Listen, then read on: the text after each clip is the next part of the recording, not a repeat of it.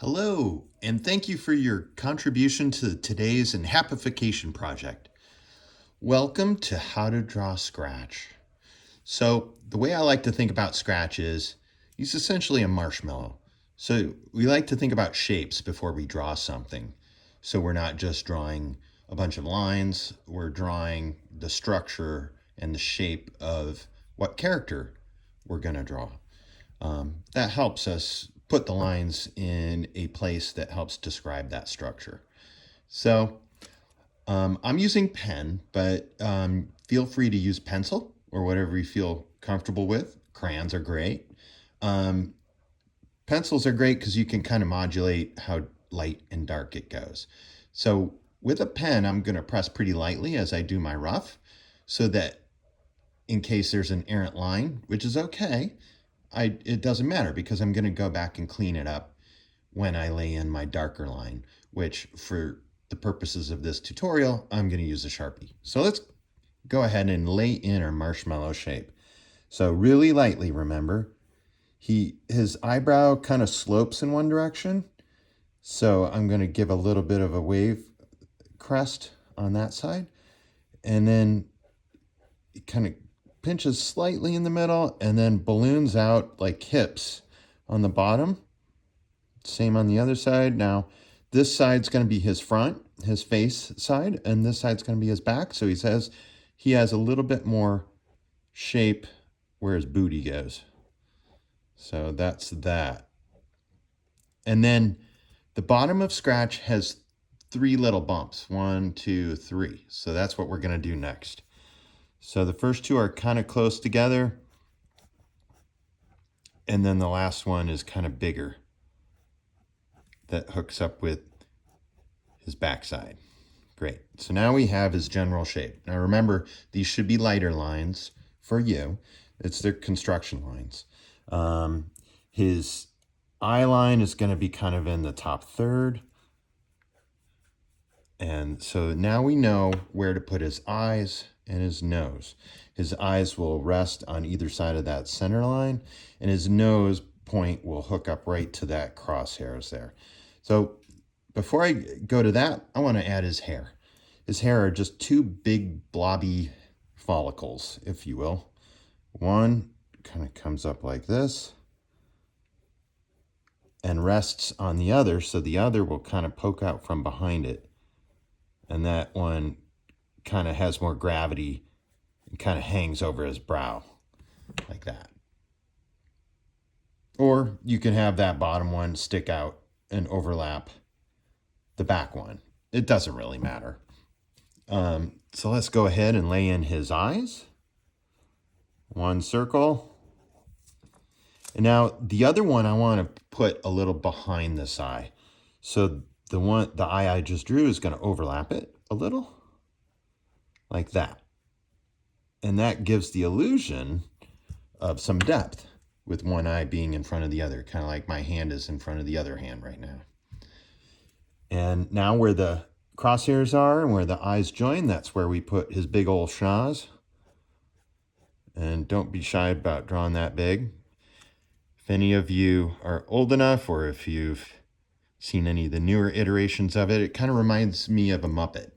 You know, they have those felt noses that they just kind of put on these blobby shapes.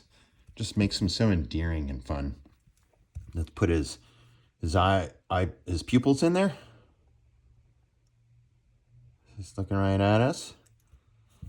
Now, we can see here with this Scratch, you know, those eyes kind of float in this void space that is called his eye mask. And that gives us all his expressions. I'm just going to kind of do the most general default eye mask where he's generally happy.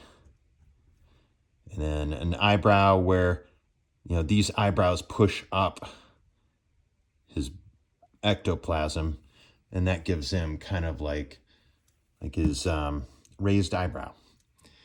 And so I'm going to have Scratch eating because it's one of his favorite pastimes, but he's going to be in mid-chew. So it's going to be part smile with his 2 teeth sticking out. I'm going to give him a bit of a cheek there. And now, what's he missing? his arms. He doesn't always have arms. Sometimes we draw him without arms. And you could be done here. But I'm going to add his arms.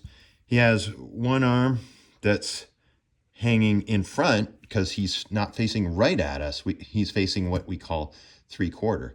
3/4 away from dead center and not quite profile. So we put this arm in front. We have one side that's straight, and that gives it some strength. And then we have another side that's kind of curved, almost like he has kind of some saddlebag triceps. He has 3 fingers, again, kind of like a Muppet, that have this kind of curling under kind of a shape. And this line, hopefully you drew that nice and light. That could be erased, or you could just leave it. Construction lines are kind of fun. Don't be weirded out or ashamed of them, or be a perfectionist. Perfectionism is your enemy. And now, what's he eating? Well, he's holding something. Let's have his arm curl up, and then I'm going to have him hold a piece of pizza. He's holding onto the crust. It kind of curves, right? And the pizza, oh no, I ran out of space. That's cool. We'll just give him a big old chomp where he took a bite of it. Add a couple pepperonis, or whatever toppings you like. I like pepperonis because they're just like little circles. Join his arm up, and we're pretty much done. Congratulations, you drew Scratch. Now, if you wanted to, like I said, you can go over with a darker utensil, pen, a marker, whatever, and just lay in the lines that aren't light. Make them pop a little more. You don't have to. So I am going to actually put this one in front of that other one. I actually prefer that. His belly.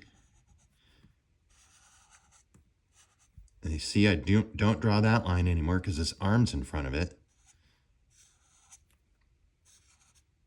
This finger in front of that one. This one in front of that one. Pizza crust. The chomp. Pepperoni, pepperoni, pepperoni. Big old schnazenbug gauze. Just made up a word. My balls. My mask. And big shout out to Justin Rodriguez for making such fun characters to draw. He's our lead character designer. He's a genius. And I miss him. Hi, Justin. And boom. Our buddy Scratch chomping on a piece of pizza. Thank you again for your contribution to today's Enhappification project. Bye.